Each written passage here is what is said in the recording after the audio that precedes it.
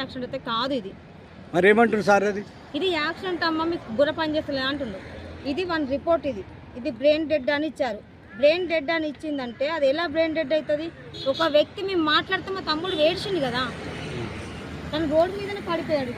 బతుకున్నప్పుడు కలిసినా మీరు? చనిపోకముందు కలిసిరా? ఇది అసలు ఫోటో, రోడ్డు మీద పడ్డ ఫోటో. మెడకు దెబ్బ తాకినట్టు కనబడుతుంది అంతే, అంతకు మించి ఎక్కడ లేదు. పోస్ట్ మార్టం చేయలేదా మీరు? చేయించాం సార్. ఏమొచ్చింది? బ్రెయిన్ డెడ్ అని ఇచ్చారు. అట్లా అది బ్రెయిన్ డెడ్ కాదు, అది మార్చారు. అది ప్రీ ప్లాన్ మర్డర్. సరే, ఇప్పుడు మీకు ఏం న్యాయం కావాలని అడుగుతుంది? మా పేరెంట్స్కి న్యాయం జరగాలి. మేము పేదలం, మేమైతే మా దగ్గర ఎలాంటి శక్తి మా దగ్గర లేదు. ఒకవేళ న్యాయం కాకపోతే ఇక్కడ ఏం చేద్దాం అనుకుంటున్నారు? నేను ఎంత దూరమైనా వెళ్తా. నేను న్యాయం కోసం ఏ న్యాయస్థానానికైనా వెళ్తాను, అంత సిద్ధంగా ఉన్నా.